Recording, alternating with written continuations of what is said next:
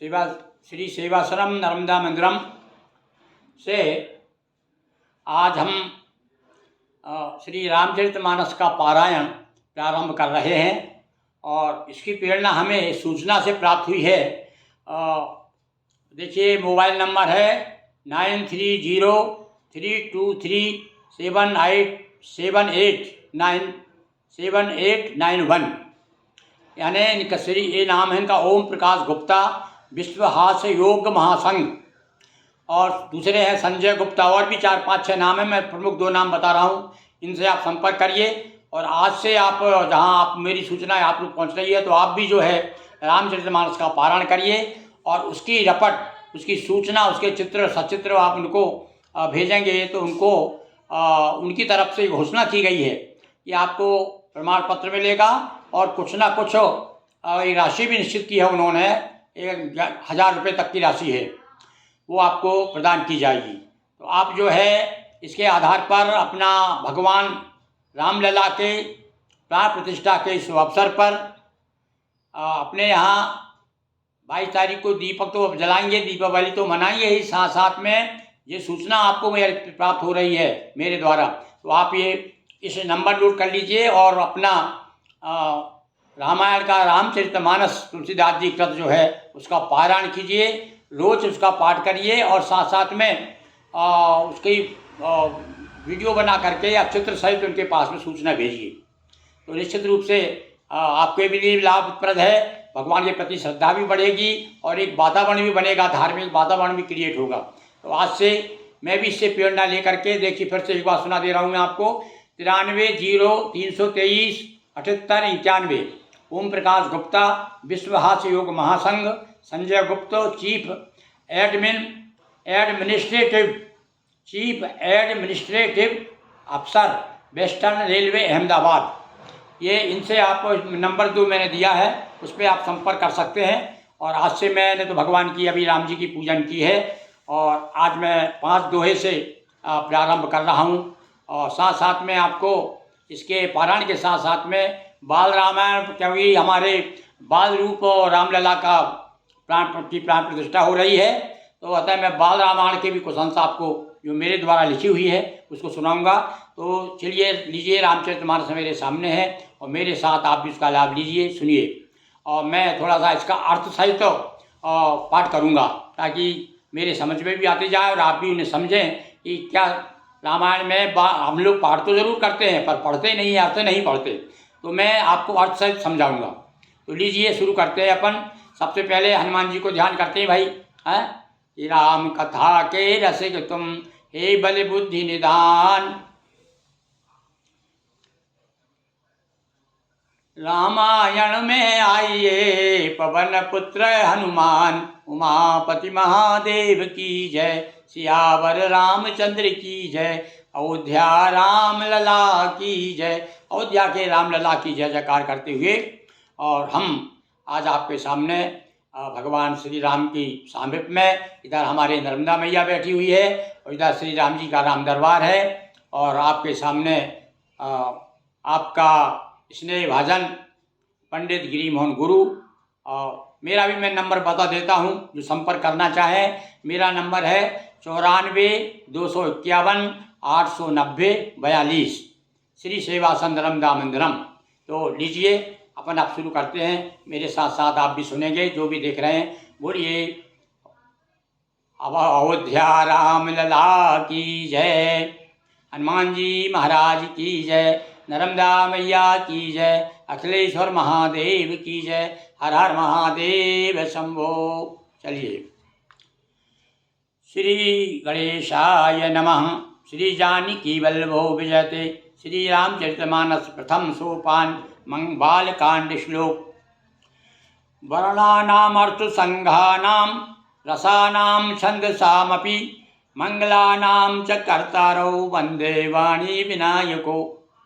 सबसे पहले वाणी और विनायक की वंदना की तुलसीदास जी ने, क्योंकि भैया सरस्वती के बिना तो वाणी मूक हो जाएगी, बोल ही नहीं पाएंगे, और भगवान गणेश की कृपा के बिना वो विद्या मैं विद्या कहाँ से प्राप्त होगी, बुद्धि कहाँ से, बुद्धि जब होगी ही नहीं तो आप बुद्धिमान नहीं होंगे तो विद्या कहाँ से आएगी। तो वाणी और विनायक दोनों की एक साथ में वंदना की है, जोड़े से की है। इसी प्रकार से उन्होंने पार्वती शिव, शिव और पार्वती की भी वंदना एक साथ की है। तो देखिए अब आप क्या कहते हैं हमारे गोस्वामी महाराज कि अक्षरों वर्णानाम अर्थ संज्ञानाम, वर्ण और अर्थ अक्षर, अक्षर और वर्ण के जो समूह हैं, रस छंद और मंगलों को करने वाली, रसानाम छंद सामपी, रसानाम या रस और छंद, ये सब भैया साहित्य में रस है, छंद है, वर्ण है, अक्षर सबसे पहले अक्षर आते हैं, वर्ण आते हैं, और वर्ण से फिर क्या वाक्य बनता है, वाक्य में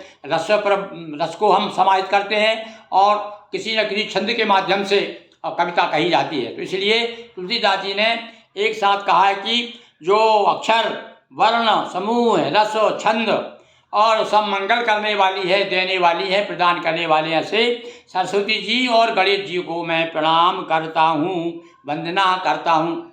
और हम भी वंदना कर रहे हैं साथ साथ में गणेश जी की और सरस्वती जी की।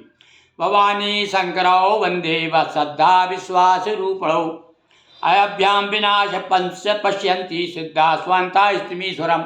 हाँ देखिए, कभी कभी हम कहते हैं कोई भी काम शुरू करते हैं तो पहले भैया गणेश जी की पूजा करते हैं, किंतु यहाँ पर गणेश जी की पूजन तो की होगी उन्होंने, तुलसीदास जी ने परिस्मरण किया है तो सबसे पहले सरस्वती का किया है। तो सरस्वती का क्यों किया है, क्योंकि शक्ति जो है और शक्ति ही आधार है संसार का। इसलिए चाहे सीताराम कहिए, चाहे वाणी विनायक कहिए, चाहे आप भवानी शंकर कहिए, तो उन्होंने देखिए इस प्रकार से तुलसीदास जी इसका ध्यान रखते हुए कि अब शक्ति ही नहीं होगी तो हम कुछ भी नहीं कर पाएंगे। बिना शक्ति के कहा ना कि बिना शिवा के शिव जो है सब हो जाता है। तो इसलिए साथ साथ में शिवा को भी स्मरण किया।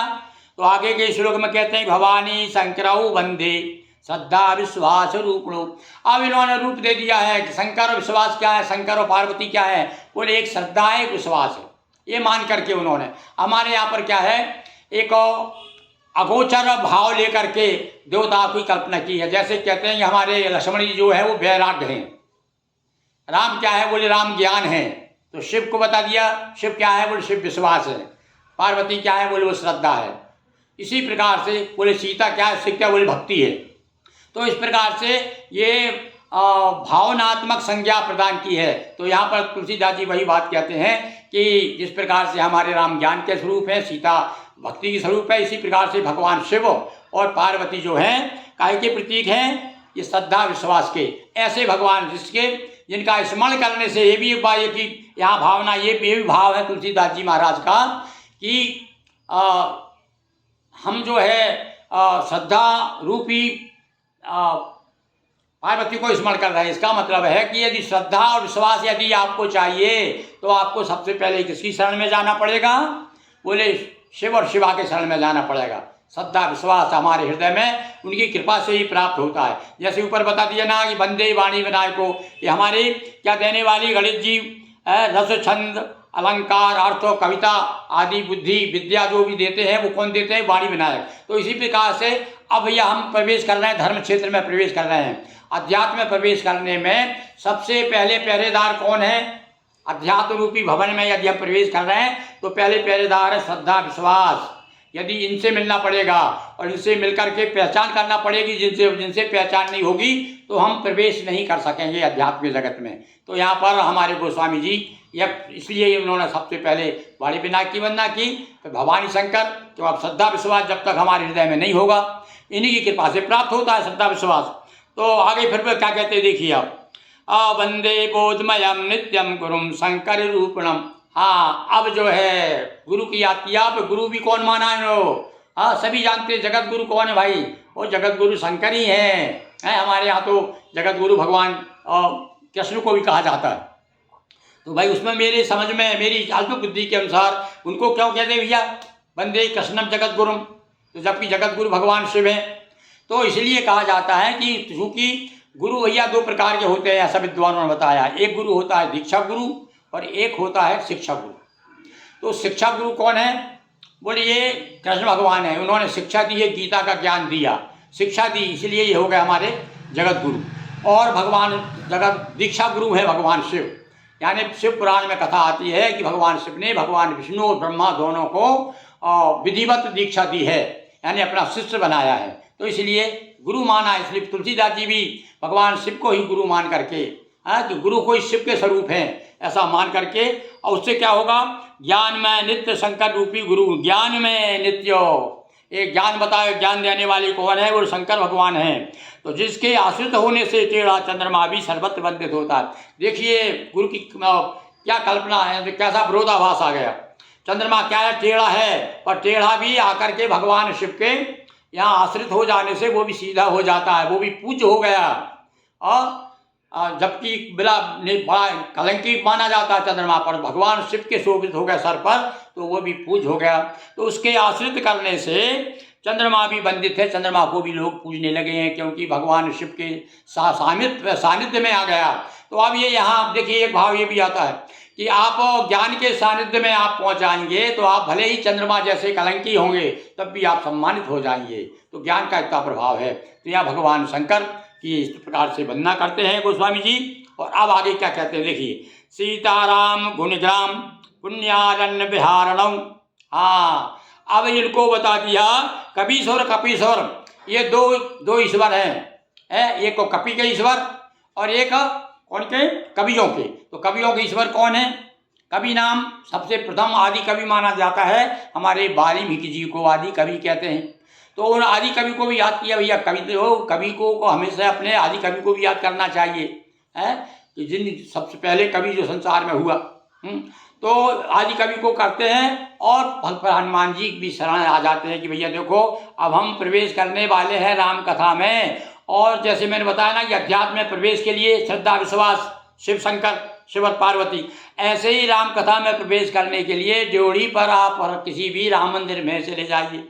रामालय में प्रवेश करने जा रहे हैं हमारे गोस्वामी जी, तो इसलिए भैया द्वारे पे कौन मिलेगा, हनुमान जी मिलेंगे। तो साथ साथ में वाल्मीकि जी के, तो कविता की बात तो हो गई, कविता लिख रहे हैं, कविता में क्या लिखेंगे, रामचरित, दो चीज हो गई। तो कविता के लिए कि कविता भी मेरी सफल हो, तो कवि को याद किया वाल्मीकि जी को। और अब रामचरित कहना चाहता हूँ, तो रामचरित में प्रवेश करने के लिए, रामालय में प्रवेश करने के लिए और रामायण में प्रवेश करने के लिए काय की जरूरत है, बोले वो भैया पहले ड्योढ़ी बांध से मिलो पहले, है।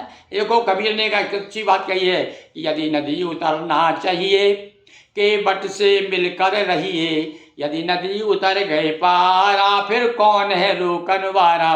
तो ड्योढ़ी पे ड्योढ़ी बांध से यदि आप मिल लीजिए, तो वो कहते हाँ चलिए स्वामी जी से मैं मिलवाता हूँ आपको, तो वो आपको उनसे मुलाकात। और वो कथा तो है ही हमारे यहाँ कि भैया तुलसीदास जी को तो कौन राम जी से किसने मिलवाया था। ये चलिए अपन चित्रकूट चलते हैं, चित्रकूट पर तुलसीदास जी बैठे हैं, चंदन घिस रहे हैं, और वहाँ पर एक दो बालक आ गए, राम लक्ष्मण दोनों आ जाते हैं। राम जी छोटे बालक बन के आ जाते हैं और कहते लाओ बाबा मैं चंदन घिस देता हूँ। तब भी तुलसीदास जी नहीं समझ पाए, तब हनुमान जी महाराज ने तोता बन करके बताया कि तुलसीदास चंदन घिसे तिलक देते रघुवीर। अरे तुलसी, अरे जो तिलक कौन दे रहा, तो तिलक लगा रहे हैं तुमको रामचंद्र जी, ये कौन है, यही तो है जिनसे तुम मिलना चाहते हो, मैंने तुमसे जो वायदा किया था वो निभा रहा हूँ। तो भैया हनुमान जी को इसलिए स्मरण कर रहे हैं, कपीश्वर कहा है, कपियों के ईश्वर। अब यहाँ तो भाई इस पे ना जाते, हम तो ये मान के चलें कि हनुमान जी महाराज को सबसे श्रेष्ठ, उनकी समाज में जो है सबसे श्रेष्ठ बता करके उनका स्मरण किया। उद्धवा विष्णु, और उसके बाद अब देखिए अब आ गए राम कथा पे, अब आ रहे हैं भैया। तो राम कथा में भी प्रवेश करने के लिए क्या होना चाहिए, अपनी मति पवित्र होना चाहिए, अपनी बुद्धि निर्मल मत हो गया। निर्मल मन तो भगवान राम कहते हैं निर्मल मन करिए, और निर्मल मन कब होगा, जब मति निर्मल होगी। तो निर्मल मति कौन करती है, बोल वो सीता जी करती हैं। जनक सुता जग जननी जानकी, अतिशय प्रिय करुणा निधान की, और ताके युग पद कमल मनावऊं ता सुकृपा निर्मल। किसी कृपा से निर्मल मति प्राप्त होती है, ये भैया और सीता माता की कृपा से। अब देखिए सबसे पहले उन्होंने पहले तो जोड़े से नमन किया, वाणी विनायक, फिर पार्वती शिव शिवा की, और उसके बाद में फिर दो जोड़ा चला आ रहा है। अब यहाँ आकर के फिर उन्होंने गुरु की वंदना की तो वहाँ एक की और अब आ गए फिर सीता जी पे आ गए। तो क्या कहते हैं हमारी सीता जी क्या है, आदि शक्ति से ही जगह उपजाया। इसी चौपाई को उन्होंने विषय संस्कृत में श्लोक में कह दिया सबसे पहले, उद्भव स्थिति सार कारणीम क्लेश हारणीम, क्लेश को दूर करने वाली उद्भव और स्थिति यानी जो संसार को स्थापित भी करती है और प्रकट भी करती है और सार भी कर देती। तो क्या करती है, तीनों रूप अलग अलग समय समय पर ले लेती हैं। लिखा है कनकधारा स्त्रोत में, यही तो बताया है भगवान शंकराचार्य जी ने, कहा है कि आप जो है उत्पत्ति के समय ब्रह्मांडी हो जाती हैं, उनका साथ देती हैं, और जब पालन की स्थिति होती है तो पालन पर पल पर पद्मा बनकर लेती शाकंभरी और रूप ले लेती है, और जब प्रलय होता तो शाकंभरी रूप ले लेती है आप भगवान शिव के साथ में। तो ये वही जो बात कनकधारा में हम देखते हैं शंकराचार्य जी ने कहा है, वही बात को हमारे तुलसीदास जी कह रहे हैं, उद्भविशान कारणीम क्लेशारणीम सर्वश्रेष्ठ करीम सीताम न तो हम राम बलवाम। और या राम जी का विस्मरण, जो राम को अत्यंत प्यारी है ऐसी सीता सर्वश्रेष्ठ करीम क्या है, संपूर्ण कल्याण देने वाली है, श्रेष्ठ श्रेयस करीम, सब कल्याण उनकी कृपा शरण में जो चला जाता है, तो सीता मैया की शरण में चला जाता है और उसका समैया लौट जाता है। वो जैसा चाहता है वैसा ही होता है। फिर वो वैसे ही हुआ। देखिए ना आप तुलसीदास जी का आज 500 साल हो गए, उसके बाद में भी जो दिन दूनी रात चौगनी यश कीर्ति बढ़ रही है उनकी भाई है। तो ऐसे भगवती सीता को उन्होंने वंदना की, नमस्कार करता हूँ ऐसा कह रहे हैं हमारे तुलसीदास जी। अब आगे कहते हैं, अब आगे जो है किसकी वंदना की उन्होंने, अब भगवान राम को क्या कहते हैं, वो जिनके माया के वशीभूत संपूर्ण विश्व ब्रह्मादि देवता असुर, जिनकी सत्ता से रस्सी में सर्प के भ्रम की भांति सारा दृढ़ जगत सत्य ही प्रतीत होता है। अब ये माया के वशीभूत होकर के आदमी क्या करता है, जिस प्रकार से जगन मिथ्या ब्रह्म सत्यम जगन मिथ्या, देखो वैसे पूरा अद्वैत है भैया रामचरितमानस में। यदि हम गहरे में यदि जाते हैं तो हमें मिलता है कि पूरा अद्वैत है। हमारे राम और सीता क्या है, वो द्वैत होते हुए भी अद्वैत हैं। तो यहाँ कहते हैं जिनकी माया के वशीभूत संपूर्ण विश्व ब्रह्मादि देवता, यन माया वशवर्ती विश्वम अखिल ब्रह्मादि देवासुरा, सारे ब्रह्मादि देवादि सुरा यानी देव और असुर तक ले लिए, यानी सब कुछ जितने भी महाबलशाली हैं उनको कहा है। यत् सत्वाद सत्वाद नृसेव भाति सकलम रज्जो यथार्हेर भ्रमा, जिस प्रकार से सर्प रस्सी में सर्प का भ्रम हो जाता है, इसी प्रकार से संसार को से संसार एक रस्सी है पर हम इसे सर्प माने हुए हैं, ये कहना चाहते हैं तुलसीदास जी, जिसके केवल चरण ही भवसागर के तारने वाले हैं। ऐसे राम कहाने वाले भगवान हरि को वंदना करता। अब राम कहाने वाले यानी वो राम कहाते हैं, मतलब है क्या, बोले वो परम ब्रह्म है, सच्चिदानंद है, इसलिए बार बार इस बात को उन्होंने स्थापित की है ताकि हम भूल ना जाएं, राम के नरलीला देख करके भूल ना जाएं। तो जहाँ उन्होंने देखा कि यहाँ पर देखो भक्त भूल रहा है, राम को मनुष्य समझ रहा है, तो फिर कह दिए वहाँ पर कि राम सच्चिदानंद दिनेशा, अरे तो दिनेश है, सारे मोह रूपी अंधकार को दूर करने वाले सूरज हैं। तो यही बात कहते हैं, वो राम कहलाते हैं। वो कौन है, वो सच्चिदानंद है, परम ब्रह्म है। ये इनकी तुलसीदास जी ने शुरू में ही स्पष्ट कर दिया है कि आप भ्रम में मत पड़िएगा भाई। और फिर भी समय समय पे बीच बीच में मैं कछु करा तो नरलीला, मैं कोई नरलीला करना चाहता हूँ, बीच बीच में उन्होंने अपना मान भी। और भैया इसलिए कहा कहीं ऐसा ना हो कि रावण को पता चल जाए, क्योंकि उसने तो वरदान मांगा था कि मनुष्य के हाथ से न मरूं, तो नहीं मनुष्य के हाथ से ही मरूं मैं, ऐसा वरदान मांगा था कि मनुष्य मारे मुझे। तो इसलिए भगवान ये उनके सामने वो संसार को बताना चाहते हैं। उस काल में तो उन्होंने बहुत कम लोगों को बताया होगा, यही बताया कि भाई मैं तो मनुष्य हूँ, क्योंकि मुझे रावण को मारना है। इसलिए तो अब ऐसे कारणों के भवसागर से तरने के लिए यद पाद प्लवम एकमेव ही भवाम बोधेश ततीसाताम वंदे हम तम शेष कारण परम रामाख्यमीशम हरिम। ऐसे भगवान श्री राम की मैं वंदना करता हूँ। अब देखिए अभी वंदना प्रकरण चल रहा है भैया। सबसे पहले देखो हम अपना सफलता यदि चाहे किसी भी क्षेत्र में, तो कहते हैं ना भैया, हमारे यहाँ तो कहा है कि काम करते रहो नाम भजते रहो। पाप की वासनाओं से डरते रहो, नाम धन का खजाना बढ़ाते चलो, कृष्ण गोविंद गोपाल गाते चलो। तो यहाँ तो भैया जब आप काम शुरू करते हैं तो काम शुरू करते हैं तो मंगलाचरण होता है। काम की शुभारंभ में भगवान की वंदना की जाती है, देवताओं को सबको मनाया भाई, और ना जाने किस देवता की कृपा कब हो जाए। तो चलिए आप वहाँ से अभी कितने देवताओं को स्मरण कर लिया, और बंदी वाणी विनायक हो गए, शिव पार्वती हो गए, फिर उसके बाद में अपनी गुरु जी, फिर सीता जी, राम जी। अब इतना इसके बाद में अब आगे देखिए क्या कहते हैं वो। अब वो बता रहे हैं उनको सबकी वंदना कर ली। अब कहते हैं भैया मैं अपनी बुद्धि से मैंने जितना भी कुछ अध्ययन किया है, काशी जी में पढ़े हो आप सबको मालूम है, और इतने विद्वान थे, ये संस्कृत में श्लोक लिखकर बता दिया उन्होंने कि मैं चाहूँ तो राम की कथा संस्कृत में ही छंदों में बना करके प्रस्तुत कर सकता हूँ। पर वो चाहते थे कि जन जन तक भगवान राम का चित्र जन जन तक पहुँचे, इसलिए उन्होंने भाषा भनिति यानी भाषा में भना, भाषा में उन्होंने बोला। देखिए क्या कहते हैं, नाना पुराण निगमागम सम्मतम यद, ये बहुत बड़ी बात है। आप थोड़ी सी उम्र में, वैसे वो भी काफ़ी समय उम्र तक जिए, और कहते हैं 70 साल की उम्र में लिखी उन्होंने, यानी पूरा परिपक्व दिमाग हो गया था, पूरा अनुभव प्राप्त कर लिया था। आजकल तो 60-70 में हम लोग चले जाते हैं, पर उन्होंने 70 वर्ष की अवस्था के ऊपर जब आगे आए थे, उसके बाद जब उन्होंने लिखना शुरू किया। वैसे इसके पहले उन्होंने बहुत छोटे, मैंने एक गोस्वामी तुलसीदास 40 लिखा है, उसमें बताया कि उन्होंने लगभग 14 या 16 छोटे मोटे सब छोटा मिला करके 14-15 ग्रंथ लिखे। तो इसमें रामलला नेचू है, जानकी मंगल, और आपके पार्वती मंगल, हनुमान चालीसा, आपका क्या कहते हैं उसको, और भी छोटे बहुत सारे, इसमें स्मरण नहीं आ रहा, बहुत सारे लिखे उन्होंने। और उनका प्रसिद्ध भैया बहुत ज़्यादा प्रसिद्ध उनकी जो है वो कौन सी है, जो विनय के पद हैं, विनय के पद जिसमें आते हैं, विनय पत्रिका जिसे कहते हैं, वो कहते हैं बड़े बड़े विद्वान अर्थ करने में झूलते हैं। सारी विद्वता उसमें उन्होंने अपनी प्रकट करती है, कितने विद्वान थे।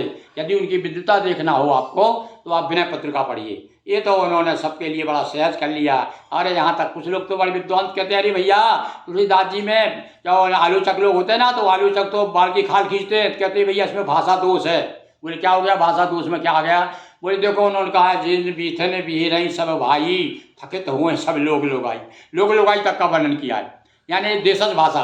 तो पर उनका चिंता नहीं था, वो तो कहते थे कि भैया ये मैं तो क्या कर रहा हूँ, मैं तो केवल राम का नाम इसमें यही मैं राम का नाम उदारा, भगवान राम का उदार नाम जो है इसमें है, इसका विशेषता ये है। और इसलिए मैं तो खुद कह दिया उन्होंने, भैया आप कविता की दृष्टि से देखिए तो आप कुछ भी कहते रहिए, कभी होऊँ कभी ना होऊँ, नहीं चतुर कहा हूँ, और मति अनुसार राम गुण गाऊँ। मैं तो राम के नाम का गुणगान करना चाहता हूँ। पर भैया गुणगान तो कर रहे हैं, पर कोई साधारण व्यक्ति थोड़ी कर रहा है? इतना ज्ञाता है क्या? नाना पुराण, अब नाना 18 नहीं लिखे उन्होंने, इसके बाद में 18 पुराण है, 18 उपपुराण है, और उसके बाद भी कोई और पुराण हो के हम नहीं कह सकते। और आगम और निगम, आगम में भी बहुत से ग्रंथ हैं, वेद सारे आ जाते हैं, फिर निगम में सारे वेद आ जाते हैं, और आगम ग्रंथ अलग हैं, और जो तांत्रिकों के और तमाम ना जाने क्या क्या इतने हैं कि आप अपनी उम्र तो निकल जाएगी, अब नाम तक नहीं मालूम अपने को। तो ऐसे गोस्वामी जी महाराज, इतना उनका स्वाध्याय तगड़ा था, तो इसलिए कहते हैं भैया सबको मैंने सार ले लिया।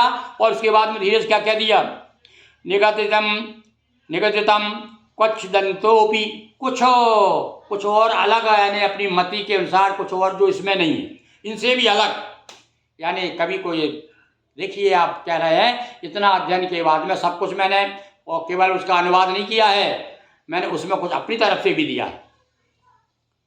स्वांता सुखाय तुलसी रघुनाथ गाथा, और आखिरी में कह दिया कि भैया देखो मैं तो अपने मन की मर्जी के लिए, अपने मन मौज के लिए, स्वांता सुखाय अपनी संतुष्टि के लिए भगवान रघुनाथ की रघुनाथ गाथा।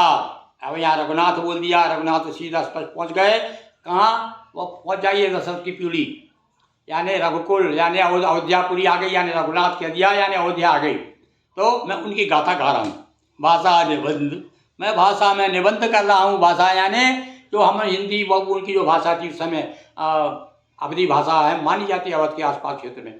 तो अवधी भाषा के साथ साथ संस्कृति भी है इसमें, अनेक जितनी भी बोलियां हैं, क्योंकि वो तो बहुत भ्रमण बहुत किया उन्होंने। तो जो साधु संत होते हैं वो सारी बोलियां सब आत्मसात कर लेते हैं। तो सब प्रकार की सभी बघेली भी मिलेगी, बुंदेली मिलेगी, अपनी अवधी भाषा मिलेगी। और कुछ लोग तो कहते हैं अरे वो अंग्रेजी भी जानते थे तुलसीदास जी। अच्छा, बोले अंग्रेजी जानते थे, बताओ कोई। हाँ बोले लिखो, देखो आपको क्या लिखा उन्होंने, कह रहे आगे चले बहुर रघुराई, ऋषि मुख पर्वत नियर आई। है अंग्रेजी, अरे उन्होंने हिंदीकरण कर दिया उसका, नियर आने होता पास, नियर आई। तो ऐसे विद्वान लोग अलग अलग, भैया ये तो अथाह सागर है, इसमें जो गोता मारे तो बस नए नए नए नए नए नए मोती ढूंढ ढूंढ के लोग लाते हैं। तो भाषा निबंध मति मंजुल मातिन होती, मैं ऐसी भाषा का मैं निबंध यानी बांध रहा हूँ भाषा में, यानी राम गाथा को, राम भगवान की कथा को भाषा में कहना चाहता हूँ। जो बाबा अब देखिए, अब भाषा में कहना शुरू कर दिया। अब ये उन्होंने बता दिया, अपना पांडित्य तो बता दिया भैया श्लोक में।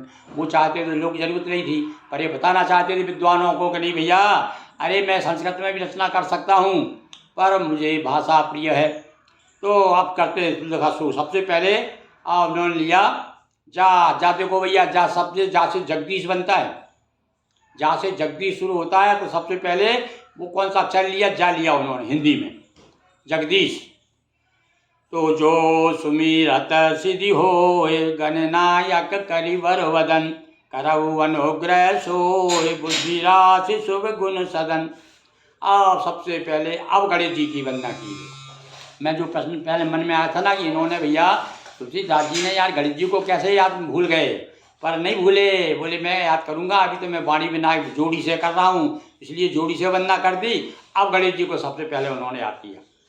अब छंद हिंदी का छंद लिखा ना, तो भैया पहले अपन भी, हम भी भैया कविता लिखते हैं, टूटी फूटी जो भी छंद करते लिखते हैं ना, तो पहले ओम गम गणपते नमः, श्री गणेशाय नमः, ऐसा लिख देते हैं। और उसके बाद शुरू करते हैं गणेश जी का स्मरण करते हुए, क्योंकि वो यदि कृपा नहीं करेंगे तो सृष्टि रचना ही नहीं कर सकता कभी है। और पुराणों में एक कथा आती है कि ब्रह्मा जी एक बार आदेश दे दिया शंकर जी ने कि चलो सृष्टि की रचना करो। तो मन कहाँ से करेंगे, बुद्धि काम ही नहीं कर रही थी उनकी, बैठे झक मार रहे हैं, सोच रहे हैं कैसे करूं कैसे करूं कैसे करूं। तो ब्रह्मा जी के पास में पहुँचे, शंकर जी के पास में पहुँचे। तब शंकर जी ने बताया कि तूने गणेश को स्मरण नहीं किया, इसलिए तो हमारी बुद्धि इस प्रकार से कुंठित हो गई। तो भगवान ब्रह्मा ने भगवान गणेश का स्मरण किया, उनकी पूजा की और ओम गम गणपते नमः का जाप किया। उसके बाद में ब्रह्मा ने सृष्टि की रचना की। अब ये तो रचना, ये भी एक सृष्टि, ये तो है ना, कवियों का भी संसार अलग है भाई है। और किसी ने कहा कि कवि विधि से सब विधि बढ़े। अब देखिए, अब आप है ना विचित्र बात, क्या कहते हैं कवि लोग कि कवि विधि से सब ब्रह्मा जो विधाता सृष्टि रचना करता है, और कवि भी रचनाकार और ब्रह्मा जी भी रचनाकार, किंतु ब्रह्मा से भी एक कदम आगे है कवि। तो कवि विधि से सब विधि बढ़े, या मैं संशय नाही, सठ रस सृष्टि मध्य है, 9 रस कविता माई। अरे काव्य में तो 9 रस है, ब्रह्मा ने तो सृष्टि रची, उसमें 6 रस है। अब भैया बड़े हो क्या हुए। तो ये यहाँ कह दिया कि कबीर स्वंभू और ऋषि कहा गया है, स्वंभू कहा गया है कवि को। तो यहाँ पर वही धर्म निर्वाह कर रहे हैं हमारे गोस्वामी जी, और सबसे पहले भगवान गणेश का स्मरण कर रहे हैं। जय सुमिरत सिद्धि होय, गणनायक करिवर वदन। कौन है गणेश जी, बोलिए गणों के जितने भगवान शिव के जितने भी गण हैं ना, वीरभद्र है और दूसरे तुम्हारे और भी दूसरे जो हैं जिनका भी अपन याद करते हैं, जब रुद्राभिषेक करते हैं ना तब उनको याद करते रहते हैं। वीरभद्र के साथ में कुबेर है, और भी और बहुत सारे गण हैं उनके, संगी भंगी।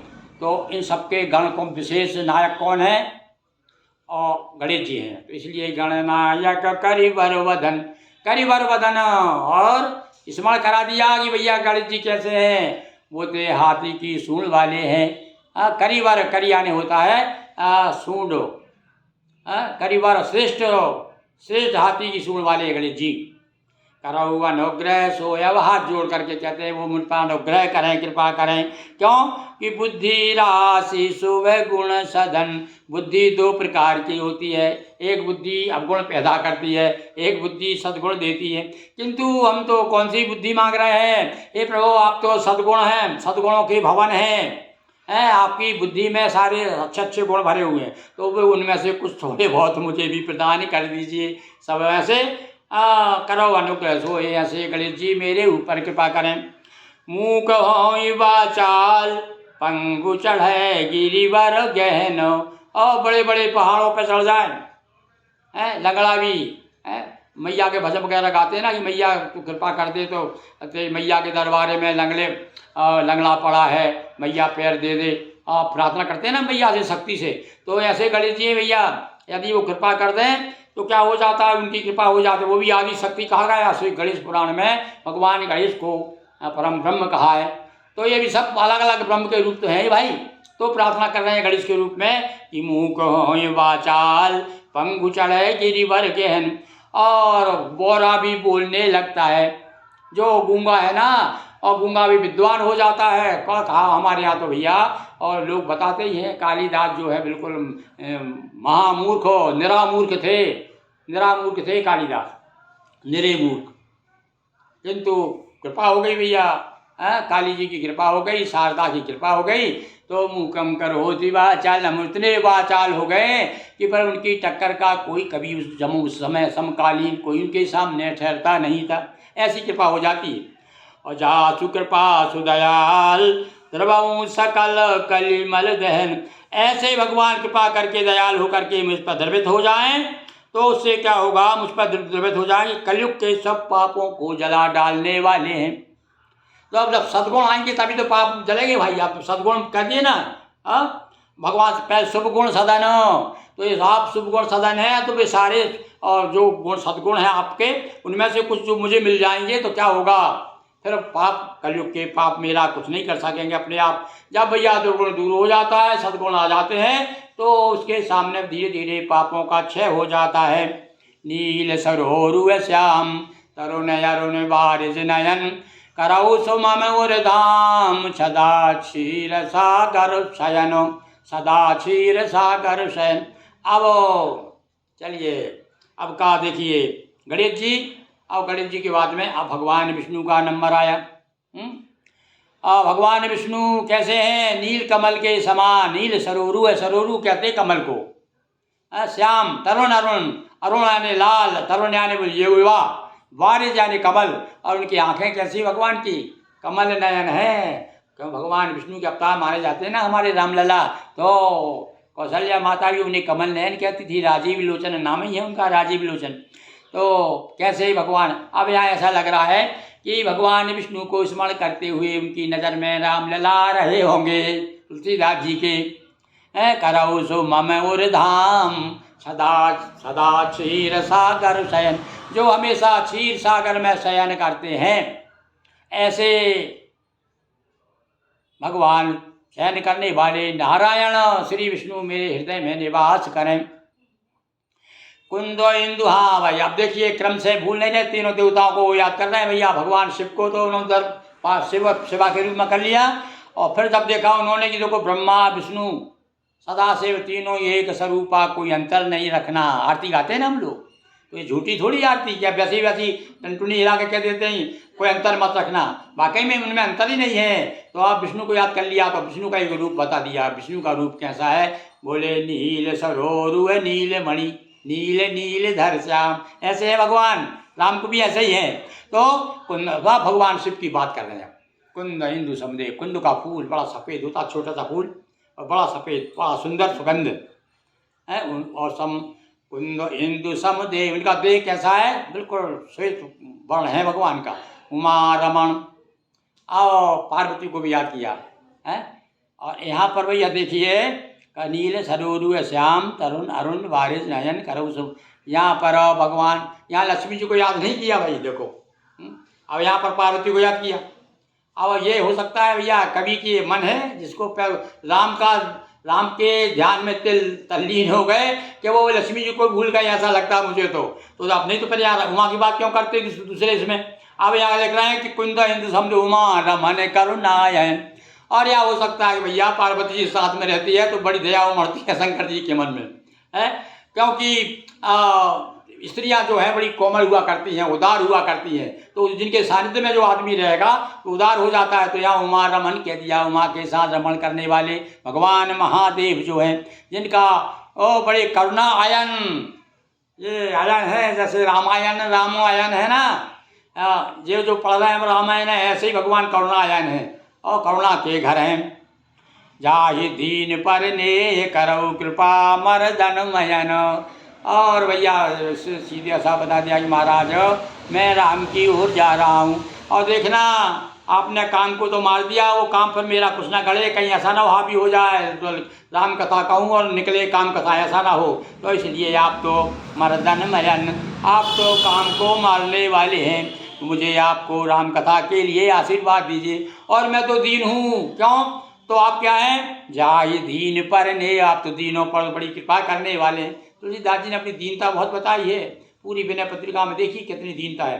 तो यहाँ भी बता दे भगवान भोलेनाथ को कह दिया कि तुम दीनों पे स्नेह करने वाले हो, और मेरे जैसा मौसम दीन न दीन ही तो कहा कि नहीं कहा। और भगवान अपने आप को दीन ही मानते हैं। तो यार सीधे से थोड़ा सा इशारा कर दिया शंकर जी को, महाराज आप दीनों पे कृपा करने बड़े प्रसिद्ध हैं, आपको लोग कहते हैं आप तो दीन दयाल हैं, तो थोड़ी दया इधर भी कर देना आप। इस प्रकार से अब फिर आ गए, भगवान विष्णु का ध्यान हो गया, वंदना हो गई। अभी भाषा में कर रहे हैं भाई, अभी उधर तो संस्कृत में की थी, अब भाषा में क्रम क्या लिया, भाषा में इन्होंने पहले गणेश जी को ले लिया, और गणेश जी के बाद में फिर भगवान विष्णु और फिर भगवान शिव, और अब आ गए अपने वही शिव के बाद तो शिव को तो गुरु मानते हैं। यहाँ ऊपर भी देखिए आप, वंदे बोध मया नित्यम गुरुम शंकर रूपम, पहले शंकर जी का स्मरण किया और फिर बाद में गुरु का स्मरण किया उन्होंने। तो यहाँ भी शिव जी को स्मरण जब वहीं आया तो शिव जी के बाद ही उनको ध्यान आ गया, अरे शिव तो मेरे गुरु हैं, मैं गुरु ही मानता हूँ उनको, है। तो और कहते हैं यहाँ तक कहा कि भैया भगवान शिव की कृपा से ही तो ये मानस उनको प्राप्त हुई है, तो इसलिए गुरु तो है ही वो। तो बंदो गुरुपद कंज कृपा सिंधु नर रूप हरि, महामोहितम पुंज जासु बचन रवि कर निकर। और मोह रूपी रात्रि को दूर करने के लिए, अब रात कब जाएगी, बिना सूर्य के रात नहीं जाती, चंद्रमा कितने जोर लगा ले पर प्रभात नहीं होता। तो इसलिए कहा कि भैया और गुरु की शरण में चलो, गुरु हमारे हृदय का अंधकार दूर करेंगे, मोह को दूर करेंगे। और कैसे, अब यहाँ पर कुछ विद्वान लोग बताते हैं कि यहाँ ये वास्तव में ये अब जो मानव देह में जो उनके गुरु थे, जिन्होंने संस्कृत पढ़ाई थी, उनको जिन्होंने दीक्षा दी थी रामानंदी संप्रदाय में जिनको लाए थे, वो गुरु कौन थे? उनका नाम था नरहरानंद, स्वामी नरहरानंद। तो यहाँ नरहरि दोनों नाम आ गए।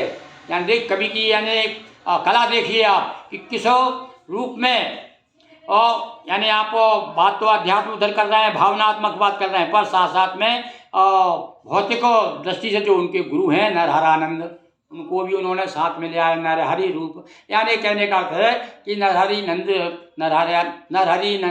नरहरानंद स्वामी जी जो उनके गुरु हैं उनको भी प्रणाम कर रहे हैं।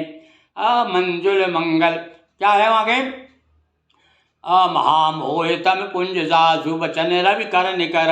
और एक बार वंदन, और गुरु के दो प्यार होते हैं भाई, हैं। देखो कहीं कहीं तुलसीदास जी ने बड़ा कमाल किया। एक बार भाई, अब जब आपने दोहे में गुरु की वंदना कर दी, तो फिर से क्यों की वंदना दोबारा? बंदो गुरुपद पदम पर आगा। यह कहने का अर्थ है कि मेरे दोनों चरण, पहले दोहे में तो एक चरण हो गया और दूसरी चौपाई में दूसरा चरण, क्योंकि अब देखो आप जब वो सीता जी को वंदना करते हैं ना, तो सीता जी के भी दोनों चरणों की बात करते हैं। लक्ष्मण जी के जब प्रणाम करते हैं तो बंदो लक्ष्मण पद जल जाता, यहाँ पर दो की बात नहीं की। रिपुसूदन पद कमल नमामि, और वहाँ पर पद कमल कह दिया, पर दोनों की बात नहीं की। पर सीता जी की जब बात आई तो दोनों चरण को, ताकि युग पद, दोनों चरण को प्रणाम करता हूँ। यहाँ भी इसमें ऐसा लगता है मुझे कि दोनों चरण की बात की है उन्होंने। एक चरण में दोहे में हो गया है और एक चरण दूसरा, बंदो गुरुपद पदम परागा सुरुचि सुवास सरग सरस अनुरागा। अब यहाँ पर वो जो वंदना कर रहे हैं, गुरु की वंदना करते करते उनका ध्यान आया कि भैया गुरु का सबसे बड़ा महत्वपूर्ण क्या है, बोले गुरु के सबसे महत्वपूर्ण चरण होते हैं। और भैया चरण में भी क्या होता है, क्या होता है चरण में? चरण की रज तो रज को और उनके यहाँ तक कि पहले तो उनके जो पाँव में जो नाखून है ना, नाखून तक को प्रणाम किया है तुलसीदास जी ने। देखिए अब आगे बड़ी विचित्र बात है, इतनी बारीकी के साथ में अपने गुरु को एक ऐसा चित्र बनाकर ही सामने खड़ा करके हाथ जोड़ करके ऐसा लगता है तुलसीदास जी खड़े हैं, गुरु महाराज खड़े हैं और उनके पैर नाखून दिख रहे हैं, चरण पखार रहे हैं, उनकी धूल ले लेकर के अपने माथे से लगा रहे हैं, कह रहे हैं कि भैया ये महाराज आपकी जो धूल है ना, ये धूल कैसी है आगे बताएंगे। ये तो भगवान उतना महत्व दिया जितना महत्व भगवान शिव जब भस्म लगाते हैं ना शरीर में, तो भस्म कितना मूल्यवान हो जाता है भगवान का स्पर्श करके, भगवान के शिव के अंग को। उसी प्रकार से गुरु के चरण को यदि कोई धूल स्पर्श कर ले या गुरु चरण धूल में स्पर्श करा दे तो कितने मूल्यवान हो जाती है वो धूल। तो इसीलिए धूल के लिए बड़ा उदाहरण ऐसे उदाहरण दिए कि हमारी तो भैया बुद्धि चकरा जाती है। क्या है, महाकवि है आखिर, क्या कहते हैं देखिए अब आगे। ये बंदो गुरुपद पदम परागा सुरुचि सुवास सरस अनुरागा। मैं गुरु महाराज के चरण कमलों की वंदना करता हूँ और सरस अनुरागा क्या है, सुवास सुरुचि सुवास सरस अनुरागा। अनुराग से वो तप्रोत है, प्रेम उमड़ता है, प्रेम जागृत होता है। और अमीय मूरी में चूरन चारू, और वह तो अमर संजीवनी की जड़ी है। मूरी में अमी अमृत की जड़ी है, और अमृत की जड़ी नहीं, अमृत की जड़ी का चूर्ण है। अब वो चूर्ण कितना महत्व है, सामान्य सकल भव रुज परिवारु। भव यानी संसार, रुज यानी रोग। संसार के जितने रोग हैं और रोगों का जो परिवार है, कितने रोग हैं, तुम्हारे मलेरिया है और चेचक है और दुनिया भर के हैजा है, ना जाने कितने प्रकार के रोग हैं संसार के। तो इसी प्रकार से संसार रूपी रोगों के लिए एक ही संजीवनी बट्टी, बीमार हो बुखार आए तो संजीवनी बट्टी दो। तो ये भगवान के, हमारे गुरु भगवान के चरण के रज जो है वो संजीवनी बूटी है, उसकी भी उसका भी चूर्ण है। उसके खाने से क्या होता है, सारे भव रोगों का नाश हो जाता है। सुकृति संभूतन विमल विभूति मंजुल मंगल मोद प्रसूति। और मोद देने वाली है क्या, जैसे भगवान शिव की भस्मी अंग की, इसी प्रकार से हम तो हमारे गुरु, और भैया गुरु को शिव कह दिया उन्होंने, तो यहाँ भी उनको भस्मी दिखाई दे रही है उसमें, काय में, रज में। कैसा देखिए क्या तालमेल बिठाया है, क्योंकि वो तो इतने भावुक, इतने सहृदय कवि भक्त थे कि जहाँ देखो वहीं तो कह दिया सिया राम में सब जग जानी। तो इस समय तो भगवान शिव की अभी उन्होंने वंदना की है और अब गुरु की कर रहा है, तो गुरु के रज में भी उनको भगवान शिव की भस्म दिखाई दे रही है। तो उदाहरण दे दिया उन्होंने, बराबरी बता दी उन्होंने, और कह दिया, क्या कह दिया उन्होंने, सुकृति संभूतन विमल विभूति। शिव जी के शरीर पर शोभायमान ये निर्मल विभूति की तरह हमारे गुरु की रज है। और जैसे मैं यदि अंग से लगा लूँ तो वो काम करेगी जो कि भगवान शिव की भस्म करती है। ये तिलक गुणगण, और इसके तिलक करने से जन मन मंजु मुकुर मलहरणी।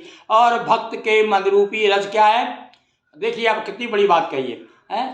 दर्पण को साफ करना पड़ता है तो धूल से या राख से, यदि आप गांव के लोग क्या करते हैं, राख गीली करके उस पर लपेट देते हैं या चूना लगा देते हैं और घिसते हैं तो क्या होते हैं। कबीरदास जी ने भी एक बात कही है कि यदि दर्पण को मलते रहिए, यदि मुखड़ा देखना चाहिए, दर्पण को मलते रहिए। और दर्पण में लग गई काई, बम दरस कहाँ से आई। अरे भैया उसमें काई लग जाएगी, तो ये कहते हैं मन की काई को, दर्पण की काई को दूर करने के लिए हमारे गुरु की चरण रज जो है वो दवा का काम करती है, वो विभूति का काम करती है। दर्पण के में दूर करने वाली, तिलक करने से गुणों के समूह को बस में करने वाली। और तिलक लगा दो, तिलक क्या करता है, गुणों के समूह को बस में, सारे गुण, जितने सारे गुण, मतलब कृपा हो जाती है गुरुदेव की, सारे गुण प्राप्त हो जाता है, वो व्यक्ति गुणवान हो जाता है। श्री गुरु पद नख मणिगण ज्योति, और सुमिरत देव दृष्टि ही होती। गुरु जी के श्री गुरु के पद नख। अब देखिए अभी तक का कहाँ की बात आ रही थी। पहले तो प्रणाम किया पद को, गुरु बंदो गुरु पद कंज, फिर कह दिया कि भैया उनकी करण चरण कमल की रज। अब रज को जैसे जैसे उन्होंने माथे से लगाया और आँख खोली तो उनको दिख गए गुरु जी के नाखून दिख गए। तो कहने लगे आपके नख तो मणि के गण है, ये मणियाँ चमकती रहती ना, ऐसे ही ज्ञान रूपी प्रकाश उनमें से निकलता है। सो मेरा तो दिव्य दृष्टि ही होती, और जिनका स्मरण करने से दिव्य दृष्टि आ जाती है। अब ये तो भैया विश्वास की बात है। यदि आपके मन में गुरु के प्रति इतनी भाव है, इतना यदि कह रहे हैं तुलसीदास जी इतना विश्वास भाव है, तो वो दिव्य दृष्टि जो मुझे प्राप्त हुई है वो आपको भी हो सकती है, हमको भी हो सकती है, यदि उनकी कृपा हो जाए तो।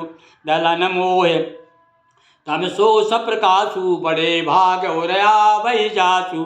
अब बता दिया उन्होंने कि भैया ये सबको प्राप्त नहीं होती, ये गुरु की चरण रज, गुरु की नख की ज्योति और गुरु के पद सबको प्राप्त नहीं होते। मतलब कहना इसके माध्यम से गुरु की कृपा चाहिए, और धारा प्रवाह बह रही है गुरु की कृपा से, गुरु की कृपा आंखों से बह रही है, देख लेते हैं जिसको वो माला माल हो जाता है। इसी प्रकार से गुरु की चरण रज है, गुरु का सब कुछ हो। मतलब गुरु तो आप को देह न मत मानिए, गुरु को इसलिए कहा है ना कि गुरु तो भैया गुरु ब्रह्मा गुरु विष्णु है, ब्रह्मा गुरु विष्णु है, गुरु महेश का रूप ऐसे है वो।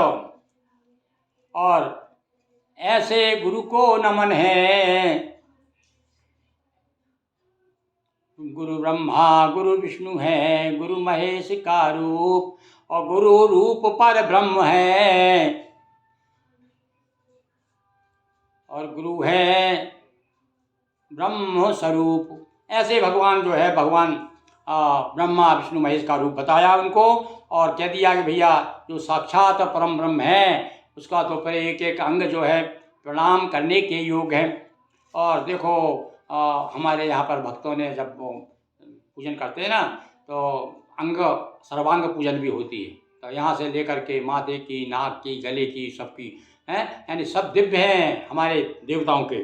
दलन मोह तम सो सप्रकाशु, मोह का दलन करने वाला ही प्रकाश है। और बड़े भाग उदया वह जासु, उसका बड़ा भाग मानिए जिस पर गुरु की कृपा हो जाए। ओ गरई बिमल बिलोचन के, और बिटय दोष दुख भव रजनी के। संसार रूपी रात में हम लोग सब मोह निशा सब सो बनिहारा, देखई विविध सपन, देखई सपन विविध अनेक प्रकार के सपने देख रहे हैं।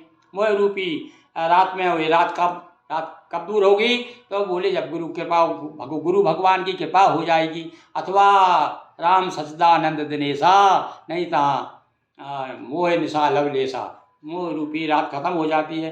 तो गिरही बिमल बिलोचन ही के, जो कई बार हम कहते हैं अरे भैया ही की आँख से देख लीजिए, ही की आँख फूट गई क्या। गांव में जो हमारे बुंदेल में बिना पढ़े लिखे लोग कहते हैं कुछ बात हो गई तेरी, ही की फूट गई क्या, तो ही की फूट गई यानी क्या, ही की आँख। तो यहाँ वो बात कह रहा है, हृदय की जो आँख है वो बिलोचन ही के उघड़ जाते हैं, मतलब तीसरा नेत्र। हम भी प्राणी हैं, हम भी त्रिनेत्र हैं, हमारे एक यहाँ आँख यहाँ है वो बंद रहती। अब ये भगवान की कृपा हो या कोई ऐसे योग गुरु मिल जाए जो कि हमको समाधि में ले जाए, उसके बाद हमारा ये तीसरा नेत्र खोल दें। किंतु यहाँ तो तुलसीदास जी कहते हैं वो कहीं जाने तो नहीं है, गुरु की यदि कृपा हो जाए तो सब सुलभ है। वो कह रही बिमल बिलोचन ही के, ये की आँखें खुल जाती हैं और संसार के सारे दुख दूर हो जाते हैं। सूझहि रामचरित मणि मानिको, गुप्त प्रगट जो जहि खानको।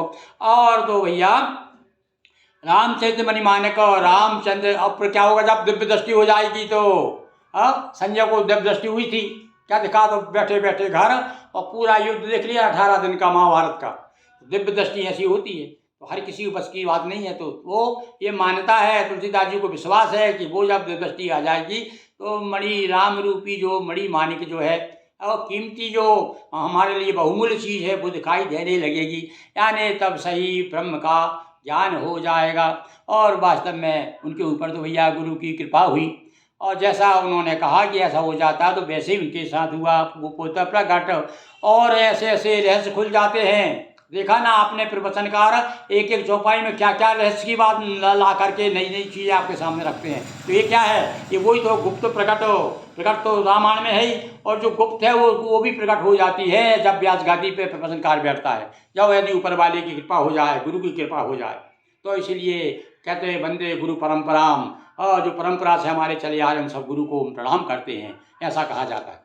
तो यहाँ पर तुलसीदास जी को विश्वास है कि दिव्य दृष्टि मुझे प्राप्त हो जाएगी, और जो मणि है वो मणि मुझे प्राप्त हो जाएगी, इसलिए प्रणाम करते हैं। चर्चा कर रहे हैं, आपसे भी बता रहे हैं कि मैं तो चाह मांग ही रहा हूँ, आप भी मांगिए, आपको भी मिलेगी। यथा सुवंजन अंजित साधक सिद्ध सुजान, कौतुक देखत शैल बन भूतल भूरि निधान। और कहते सिद्ध जन जो है, नेत्रों में सिद्धा जन एक अंजन होता है सिद्धों के, सिद्ध जब अंजन लगा लेते हैं तो फिर वहाँ घर बैठे उनको सब कुछ दिखाई देता है। हम तो अपनी मोटी मोटी आंखों से कहते हैं अरे कैसे संभव भैया, ये तो हो ही नहीं सकता, ये तो हो ही नहीं सकता। तो कुछ लोग कहते हैं कैसे नहीं हो सकता, आज भी लोग हिमालय में बड़ी बड़ी बैठे हुए हैं साधु लोग, जिनके पास दिव्य दृष्टि है, और बैठे बैठे कह देते हैं, अरे गीत कह देता है राम, क्या है, गीत है दृष्टि है पार, मैं बैठा हुआ हूँ यहाँ तो सब दिखाई दे रहा है, वो लंका दिख रही है, वो सीता जी बैठी हुई, और ये देखिए गीत की दृष्टि। तो यहाँ तो दिव्य दृष्टि यदि हो जाए तो क्या कहना, तो सारे क्या कह रहे हैं, भूतल भूरि निधान शैल वन पर्वत पहाड़, जो देखना चाहो है बैठे बैठे सब कुछ देख सकते हैं। वो छोटा सा वो होता है ना बाइस्कोप होता, क्या होता है, तो बच्चों को बता देते हैं कि घर बैठे सारा संसार देखो। तो ऐसे ही घर बैठे सारा संसार दिखाई देने लगता है जब वो भगवान की कृपा हो जाती है। तो भैया आज के रामायण पारायण में आज इतना ही। और हम नित्य प्रति ये प्रेरणा हमें कहाँ से मिली, एक बार मैं फिर से बता दूं, और मेरी सूचना वहाँ तक मैं पहुँचाऊँगा, ये वीडियो पहुँचाऊँगा। ये ओम प्रकाश गुप्ता, विश्व हास्य योग महासंघ, संजय गुप्ता, चीफ एडमिनिस्ट्रेटिव अफसर, वेस्टर्न रेलवे अहमदाबाद, इनको तक इनका अपना वीडियो हम पहुँचाएंगे। इसी प्रकार से आप भी भगवान की रामचरित का पाठ करिए और अपना वीडियो वहाँ पहुँचाइए, और उसके बाद आपको लाभ मिलेगा। बहुत बहुत धन्यवाद आप सबको मानते हुए, आपको साधुवाद कहते हुए, और एक बार पुनः पूरी अयोध्या राम लला की जय, सियावर रामचंद्र की जय, पवन सुत हनुमान की जय, अखिलेश्वर महादेव की जय, नर्मदा मैया की जय। हर हर महादेव शंभो, कथा विसर्जन होत है, सुनहु वीर हनुमान, जो जन जहाँ से आयो तय तय करो पयान, सियावर रामचंद्र की जय। हर हर महादेव शंभो।